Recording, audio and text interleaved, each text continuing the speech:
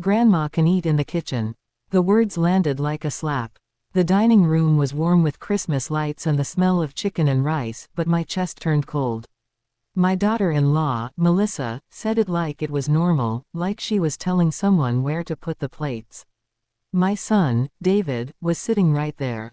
He heard her. He looked down at his glass and did not say a single word. For a moment, I truly thought I might faint. I had brought gifts. I had cooked the small tray of sweet bread Melissa once said she liked. I had dressed nicely, even though my feet hurt. I had told myself this year would be peaceful. I wanted my grandson, Noah, to remember Christmas as a soft day, not a hard one. But Melissa's smile stayed on her face as she pointed toward the kitchen. Not a polite smile. A winning smile. The kind people use when they know nobody will stop them. I looked at David again. My son. The boy I raised with my hands and my prayers. He did not look back at me. He did not say, "No, Mom, you sit here." He did not even say, "Melissa, that's rude." He only looked away. That silence was louder than Melissa's words. My fingers were shaking as I lifted my plate. I could feel everyone watching. Melissa's sister coughed like she was embarrassed but did not help. Melissa's mother stared at the tablecloth. Little Noah looked confused, like he did not understand why his grandma was suddenly standing up. I forced a small smile for Noah. I did not want him to see me cry. "I'm fine," I said softly, even though I was not fine at all. I walked past the kitchen doorway. I did not go inside. I did not sit alone in the kitchen like a servant. I kept walking. I walked straight out of the house and into the cold night, still holding my plate, as if my body had decided to protect me before my mind could catch up. Outside, the air hit my face like ice. My breath came out in white clouds. My hands were so numb I could barely hold the plate, but I kept holding it because letting it go felt like letting myself fall apart. Behind me, I heard the door open. I turned, hoping it was David. It was Melissa. She stood in the doorway with her arms crossed, looking annoyed, like I had ruined her perfect dinner. "Are you being dramatic?" she called. "It's just a kitchen. Don't make everything about you." I stared at her. I wanted to shout. I wanted to say, "You humiliated me in front of my grandson." I wanted to say, "I helped my son buy this house." I wanted to say, "I paid for that couch you sit on." But my throat felt locked. I looked past Melissa into the dining room. I saw David sitting still, his shoulders tight, his eyes still down. And that is when I understood something that made my stomach twist. This was not a mistake. This was a message. Melissa wanted me to feel small. And my son was allowing it. I got into my old car and drove home with tears on my cheeks, the plate still on the passenger seat like a sad, silly passenger. That night, I did not sleep. I kept replaying the moment again and again. Her words, his silence, Noah's confused face. I told myself, maybe David is stressed. Maybe he is afraid of conflict. Then another thought came, quiet and sharp. Or maybe they want something from me. Because in the past few months, Melissa had been asking strange questions. Questions about my house, about my savings, about whether my name was still on the deed of the small rental property my late husband left me. At the time, I told myself she was just curious. Now, after Christmas dinner, I was not sure anymore. I sat on my bed in the dark and stared at my phone. I wanted to call David and demand answers, but I knew he would say, "Mom, don't start." Or he would tell me I misunderstood. Or he would stay silent again. Which was worse than any argument. So I did not call. I waited. On Wednesday morning, my hands still trembling, I called my lawyer. Her name was Ms. Amina Okoye. She was calm, sharp, and honest. She had helped me years ago when my husband died and paperwork became heavy. She answered with her steady voice. "Mrs. Grace, how can I help?" I swallowed hard. "Something is wrong," I said. "I think my son and his wife are planning something. And I need to know what they can do to me, legally." There was a pause, and then her voice turned serious. "Tell me everything," she said. I did. I told her about Christmas. I told her about Melissa's questions. I told her about the papers David had asked me to sign last month, papers he said were just for organizing things. I told her I had refused because I did not understand them. And then I told her the part that scared me most. Last week, I whispered, David asked for a copy of my house keys. He said he wanted to fix my front door lock because it was old. I almost gave them to him. Ms. Amina's voice became very firm. Do not give anyone your keys, she said. Do not sign anything. Do you have the documents from that day? The papers he wanted you to sign? I think so, I said. They're in a folder. Bring them to me today, she said. And Mrs. Grace, if your instincts are warning you, listen to them. I hung up and stared at the wall. My instincts were not just warning me. They were screaming. Because I suddenly remembered something else. 2 nights before Christmas, I had heard my phone buzz late at night. I was half asleep. When I checked it in the morning, I saw a missed call from an unknown number and a short voicemail. The voicemail was strange. The person sounded like a man speaking quickly, like he did not want to be heard. Ma, he said, I don't know if you know what is going on, but they are trying to change ownership. Please be careful. Then the call ended. At the time, I told myself it was a wrong number. Now, on Wednesday, I played it again. And my skin crawled. Who was they? And what ownership was he talking about? I grabbed my folder of documents and drove to Ms. Amina's office, my heart pounding so hard it hurt. When I placed the papers on her desk, she read quietly. Her eyes moved fast. Her mouth tightened. Then she looked up at me and said the sentence that made my blood run cold. Mrs. Grace, she said, these are not organizing papers. This is an attempt to transfer property and financial control. My hands flew to my mouth. What? I whispered. She tapped the page with her pen. Someone prepared documents that would give your son power to act on your behalf, she said.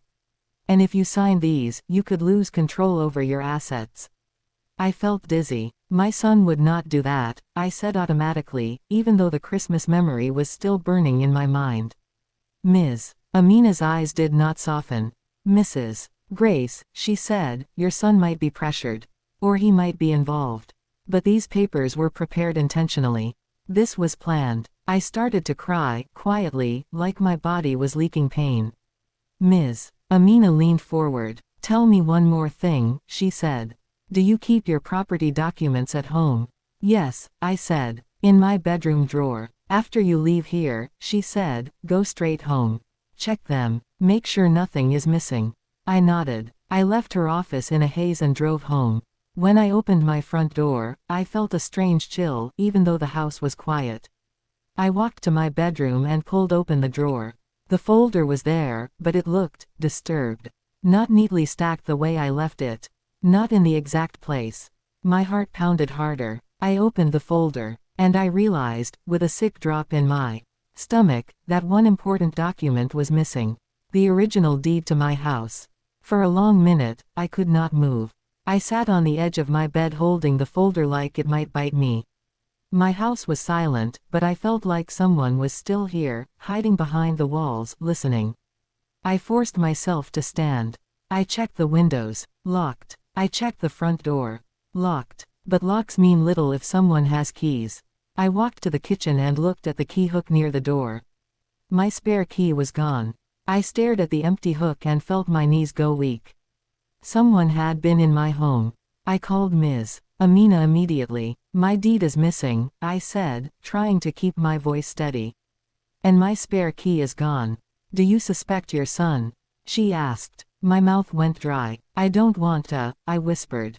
Mrs. Grace, she said, I need you to be practical. Suspicion is not a sin. It is a warning sign. First, do not confront them alone. Second, change your locks today. Third, we are putting legal protection in place immediately. How? I asked. We will file a notice on your property, she said. We will also alert the land registry that any transfer requests must be verified through my office. And Mrs. Grace, we need copies of everything. Photos, statements, account records, all of it. I tried to breathe. Then my phone buzzed. David. For a second, I almost did not answer. But I did, because he was still my son, and a part of me still hoped I was wrong. Mom, he said quickly, where are you? Melissa said you were acting strange. You didn't answer my texts. His voice sounded normal. Too normal. I'm home, I said. Okay, he said. Good. Listen, we need to talk. Can I come by later? We want to help you. I repeated. He hesitated. Me and Melissa. The way he said it made my stomach twist. Like Melissa was not a person anymore. Like she was a shadow attached to him. Why? I asked. What do you want to talk about? He exhaled. It's about your future, Mom. You're getting older. Things should be organized. It's for your safety. My hands gripped the phone tighter. My safety, I said slowly, or your convenience. Mom, he snapped, then softened quickly. Don't do this. Please. Just let us come. I swallowed. Come tomorrow, I said. Not today. Why not today? Because I'm tired, I said. He paused. Okay, he said. Tomorrow afternoon. When he hung up, I stared at my phone like it was a snake. I called No's school. I asked if David or Melissa had tried to pick him up early. The receptionist said no. Then I called the unknown number from the voicemail. It rang and rang, then went to a dead voicemail. That scared me more, because whoever warned me might be afraid now. I spent the afternoon doing what Ms. Amina said. I changed my locks. I took photos of every document I still had. I checked my bank app and saw something that made my throat close. A small transfer had been attempted 2 days ago. It failed because my account required my approval. 2 days ago was Monday. After Christmas. They were moving fast. That night, I sat at my kitchen table with a notebook and wrote down everything I remembered. Every strange question. Every time Melissa visited and looked around my house like she was measuring it in her mind. Every time David acted nervous when money came up. I remembered a moment from last month. Melissa had said, laughing, "It's not like you'll live forever, Grandma." She said it like a joke. But her eyes were not joking. In the morning, Ms. Amina called me. I found something, she said. My stomach tightened. What? A property transfer request was started online, she said. It was not completed, but the system shows someone initiated it. The email used is not yours. Whose is it? I asked. She said the email address. It belonged to Melissa. I felt like I could not breathe. So it was true. This was not just disrespect at Christmas dinner. That was only the surface. Under it was something darker. They were trying to take my home. And maybe more than my home. Then I heard a car outside. I peeked through my curtain. David's car. A day early. My heart began to race. He stepped out, and Melissa stepped out too. She was smiling, holding a bag like she brought gifts, like she was a kind daughter-in-law.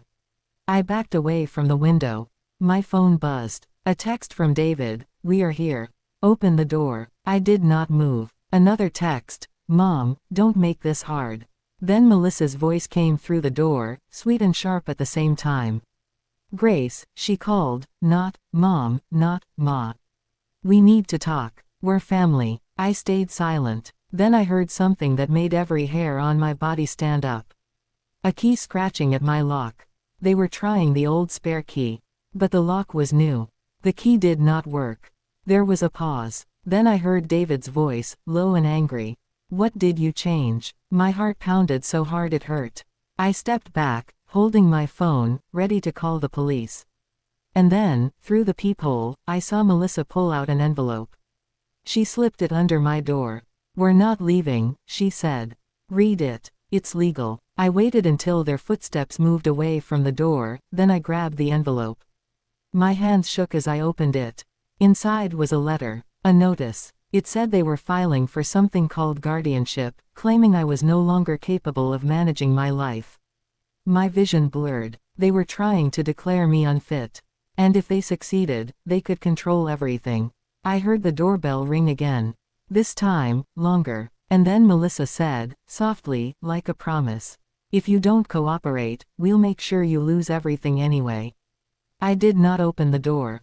I called Ms. Amina with shaking fingers. "They're here," I whispered. They brought a guardianship notice.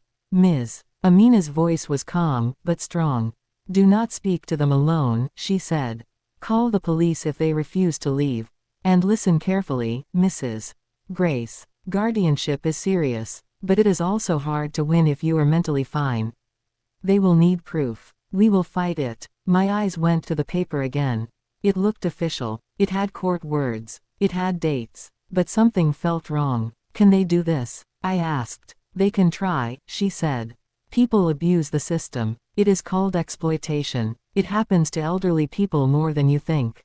But we will counter it. I took a deep breath and dialed the police non-emergency line. I explained that family members were attempting to enter my home and were refusing to leave. Within 15 minutes, a patrol car arrived. David and Melissa changed their faces quickly. They became polite. They became concerned. They smiled like caring relatives. Melissa even wiped her eyes. "Officer," she said, "we're just worried about her. She's confused lately." I wanted to scream. I wanted to say, "She is lying." But Ms. Amina had warned me, "Do not shout. Do not look unstable. Stay calm. Record everything." So I spoke slowly and clearly. "I am not confused," I told the officer. "I changed my locks because my spare key went missing, and my deed is missing. I have reason to believe they took it." David's face flickered. Just for a second. Then he forced a sad look. "Mom," he said, "why are you doing this? We love you." I looked at him, truly looked at him. "Then why did you let her send me to the kitchen?" I asked quietly. He flinched. Melissa stepped forward. "That's not what happened," she said. She misunderstood. The officer looked between us. "Ma'am," he said to me, "do you want them to leave your property?" "Yes," I said firmly. He nodded and turned to them. "You need to leave." Melissa's smile faded. "Fine," she said. "We'll leave. But she'll regret it." David's eyes met mine for the first time in days. His eyes looked tired. Not angry. Tired and trapped. He opened his mouth like he wanted to say something. But Melissa grabbed his arm. They walked away. After the police left, I sat down and felt my whole body shake. I was not just scared of losing my house. I was scared of losing my son. That night, I could not stop thinking about Noah. If David and Melissa were willing to call me unfit, what were they teaching my grandson about love and respect? The next morning, Ms. Amina came to my house with a colleague, Mr. Kalu, who handled property fraud cases. They reviewed the guardianship paper. "It is not yet approved," Ms. Amina explained. "It is a notice of intention. They are trying to scare you." "It's working," I admitted. Mr. Kalu leaned forward. "We need evidence," he said. "Not feelings. Evidence wins." Ms. Amina nodded. "We will build a file," she said. "We will also locate your missing deed." "How?" I asked. She looked at me carefully. "Mrs. Grace, tell me the truth. Did you ever give your deed to your son for any reason?" I swallowed. 2 months ago, I said. He said he needed it to confirm the house number for something. He took it and brought it back. Or, he said he did. Mr. Kalu wrote that down. So he had access. I nodded, ashamed. Ms. Amina softened her voice. "You trusted him. That is not shameful. What they did with that trust is shameful." Then, in the afternoon, my phone rang again. Unknown number. I answered cautiously. "Hello." A man's voice whispered, "Mrs. Grace." "Yes. It's me," the voice said. I left that voicemail. My heart jumped. "Who are you?" "I work at the property records office," he said quickly. "I can't say my name. But I saw something and I didn't like it." "What did you see?" I asked. He hesitated. "Your daughter-in-law came with papers," he said. "She said you signed. She tried to file a transfer and a power of attorney." My hands tightened around the phone. "But I did not sign." "I know," he said. The signature looked forced. Like traced. My stomach turned. "What else?" I whispered. "She was not alone," he said. "Your son was there." He looked nervous. He kept saying, "Let's just do it quickly." Tears filled my eyes. So David was involved. Maybe pressured, but involved. "Please," I begged, "can you help me prove it?" The man's voice dropped lower. "I can't officially," he said. "But I can tell you where she went next. She asked about your rental property too. The one on Akena Street." My chest tightened. "That property is in my name." "I know," he said. "But she has a copy of the old deed. If she files fast, she might cause trouble." "Why are you telling me this?" I asked. There was a short pause. "My mother is your age," he said. "And I would pray someone warned her." The line clicked off. I stared at the phone. They were not only coming for my house. They were coming for everything. That evening, I checked my rental property folder. And I discovered another missing document. The title record for the Akena Street property. I sat down, shaking. Then I heard something outside again. A car door. Voices. I looked through the curtain and saw David's car again. But this time, he was not alone. A third person stepped out. A man in a suit holding a folder. And Melissa was smiling like she had already won. I did not open the door. I called Ms. Amina immediately. They came back, I whispered. With a man in a suit. Do not engage, she said. If they are serving papers, let them slide it under the door. If they try to enter, call police. I watched through the curtain as Melissa spoke to the man. The man nodded and walked to my door. He knocked politely, then spoke loudly. Mrs. Grace Adesina, he said, I am a court-appointed process server. I have documents for you. My heart pounded. He slipped papers under my door. Then he stepped back. Melissa leaned toward the door and called out, sweet as poison. This could have been easy, she said. But you wanted drama. David stood behind her, his face pale. I waited until they left the porch. Then I picked up the papers. My hands shook as I read. They had officially filed for guardianship. They claimed I was forgetful. They claimed I was paranoid. They claimed I could not manage money anymore. They even included a statement from Melissa's friend, saying she had seen me confused. It was lies on paper. And lies on paper can be dangerous. Then I saw the worst part. They were asking the court to grant temporary control immediately. Temporary. That one word made my stomach drop. Because temporary control is enough time to drain accounts, sell property, and make a person feel helpless. I called Ms. Amina back. We will respond fast, she said. We will also request a medical evaluation from a neutral doctor. We will gather evidence of your mental fitness. We will demand to see the documents they used. And we will file a police report about your missing deeds. What about David? I asked, my voice breaking. My son is doing this to me. Ms. Amina's tone stayed steady. He may be scared, she said. Or he may be greedy. Either way, truth will show it. The next days were a blur of paperwork, meetings, and fear. I went to a doctor and completed cognitive tests. The doctor smiled and said, you are mentally sharp. I wanted to laugh and cry at the same time. Ms. Amina gathered my bank records, showing I handled my finances well. She gathered receipts, showing I paid bills on time. Mr. Kalu filed a report about missing property documents. Then Ms. Amina did something I did not expect. She asked me, Mrs. Grace, are you willing to fight your own son publicly in court? The word, publicly, hit me hard. I imagined Noah hearing adults whisper, Grandma is fighting David. I imagined David hating me forever. But then I remembered Christmas dinner. The kitchen. The silence. The humiliation. I remembered the missing deeds. I remembered Melissa's threat. If I stayed silent now, I would be giving them permission. I took a deep breath. Yes, I said. I am willing. The court date arrived. Melissa arrived dressed like an angel, soft colors, sad eyes. David arrived looking like he had not slept. They sat with their lawyer. I sat with Ms. Amina, my hands folded tightly. The judge spoke calmly, asking questions. Melissa spoke first. She told a story about me being confused, about me forgetting things, about me becoming difficult. She said she only wanted to protect me. David nodded beside her like a toy. Then Ms. Amina stood. She presented the doctor's evaluation. She presented my financial records. She presented the police report about missing deeds. The judge's eyebrows lifted. Then Ms. Amina said, Your Honor, we also have evidence of attempted property transfer and attempted financial access initiated by the petitioners. Melissa's face tightened. The judge leaned forward. Attempted transfer? He asked. Ms. Amina nodded. Yes, she said. And we request the court orders production of any documents the petitioners used to initiate those actions, including signatures.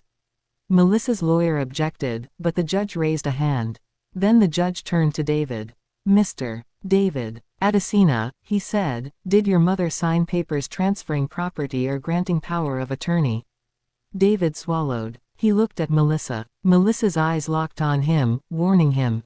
David's mouth opened. And for one terrible second, I thought he would lie. But then David's shoulders sagged. No, he said quietly. She didn't sign. The room went still. Melissa's head snapped toward him. The judge's voice grew sharper. Then why was this filed? The judge demanded. David's hands shook. He looked at me, and I saw something in his eyes that I had not seen in months. Guilt. I messed up, he whispered. Melissa said, she said we were drowning. She said if we didn't do it, we'd lose everything. What would you lose? The judge asked. David's voice cracked. Debt, he said. We owe money. A lot. We borrowed. We invested in something stupid. It failed. Melissa's face turned pale. The judge turned to Melissa. Is this true? Melissa's lips trembled, but she lifted her chin. We were desperate, she said. We have a child. We needed help. Ms. Amina's voice cut in. Desperation does not justify fraud, she said. Desperation does not justify theft. Then Mr. Kalu leaned forward and quietly placed a sealed envelope on Ms. Amina's table. Ms. Amina opened it and her eyes narrowed. She looked at me and whispered, we found it. My heart jumped. Found what? Ms. Amina stood and addressed the judge. Your Honor, she said, the original deed to Mrs. Grace's house has been located. Melissa gasped. David looked shocked. The judge demanded, where was it found? Ms. Amina's eyes went to Melissa. In the petitioner's possession, she said. Melissa's knees seemed to weaken. And in that moment, the judge's face hardened. The judge ordered a recess. My hands were shaking so badly I could barely hold my water cup. When court resumed, the judge spoke with clear, firm authority. This court does not exist to help people steal from their elders, he said. Guardianship is meant to protect the vulnerable, not to create victims. He looked at Melissa. Mrs. Melissa Adesina, he said, you and your counsel will provide every document you used in any attempt to transfer property or access funds. If any document is forged, there will be legal consequences. Melissa's lawyer tried to speak, but Melissa's face had the look of someone who knew the game was over. Then the judge looked at David. Mr. David Adesina, he said, your admission that your mother did not sign is noted. Your involvement is also noted. If you were pressured, you still participated. David's eyes filled with tears. The judge made his ruling. The guardianship petition was denied immediately. The judge also ordered protective measures. No transfers, no changes, no financial access could be done involving my assets without strict verification. Then he recommended that the matter be investigated as possible elder financial abuse. When the hearing ended, my legs felt weak as I stood. David followed me into the hallway. Mom, he whispered, voice breaking, I'm sorry. I looked at him. I wanted to touch his face like I did when he was a child. But my heart was too wounded. You watched her send me to the kitchen, I said softly. You watched her treat me like I was nothing. David's tears fell. I was scared, he said. She said she would leave. She said she would take Noah. She said she would ruin me. And we had debt, Mom. So much debt. I nodded slowly. Now you see what fear makes people do, I said. It makes them betray the people who love them. Melissa stormed past us, furious, her face sharp. You did this. She hissed at me. You could have helped. You chose war. I did not shout back. I did not insult her. I only said, I chose truth. That is the kind of revenge that lasts. Not screaming. Not fighting with fists. The kind that happens when you bring light into a room where people plan to work in darkness. In the weeks that followed, the consequences came quickly. The investigation found that Melissa had tried to trace my signature. She had printed documents. She had used my personal information to initiate transfers. The property office worker, the one who called me, gave a statement anonymously through official channels. Melissa was charged with fraud attempts and document manipulation. The case took time, but the system moved. David was not charged at first, but he was placed under legal warning. He had to cooperate fully and attend counseling. He also had to meet with a financial advisor and create a plan to repay their debts without touching my property. David moved out of the house temporarily and stayed with his cousin. He wanted to stay close to Noah. He wanted to prove he could be a good father without being controlled. Noah came to my house one weekend with David. He ran into my arms like he always did. "Grandma," he said, "Mommy said you were mean." I sat down with him on the couch and held his small hands. "I am not mean," I said gently. "Sometimes grown-ups do wrong things. And sometimes you have to say no, even if it hurts." Noah looked at me with serious eyes. "Like when you tell me not to take someone's toy?" he asked. "Yes," I said. "Exactly like that. My house is not a toy. It is something I worked for. Nobody can take it by force." David stood nearby, listening, his face full of shame. After Noah went to play, David sat across from me. "I don't know how to fix this," he said quietly. I breathed slowly. "You do not fix betrayal with words," I said. "You fix it with years of different choices." He nodded. "I will try," he whispered. I watched him closely. He started showing up in small, steady ways. He helped with repairs. He paid a few of my bills without asking for anything in return. He apologized again, not with big speeches, but with quiet respect. Melissa, meanwhile, tried once more to contact me. She sent a message saying she was sorry and that she was under pressure. Ms. Amina advised me not to respond directly. "I forgive for my peace," I told Ms. Amina. "But forgiveness does not mean access." That became my rule. I changed my will with Ms. Amina present. I placed my assets into a trust that protected them from manipulation. I named safe people as backup decision makers, not David, not Melissa. It was not revenge in the movie sense. It was stronger. It was protection. It was justice. And it was a lesson I wish I learned earlier. One afternoon, months later, David and I sat outside watching Noah ride his little bicycle. David's voice was quiet. "Mom," he said, "I never thought silence could be violence." I looked at him. "Silence can be permission," I said. "When you look away while someone is being hurt, you teach the hurt person they are alone." David wiped his eyes. "I won't look away again," he said.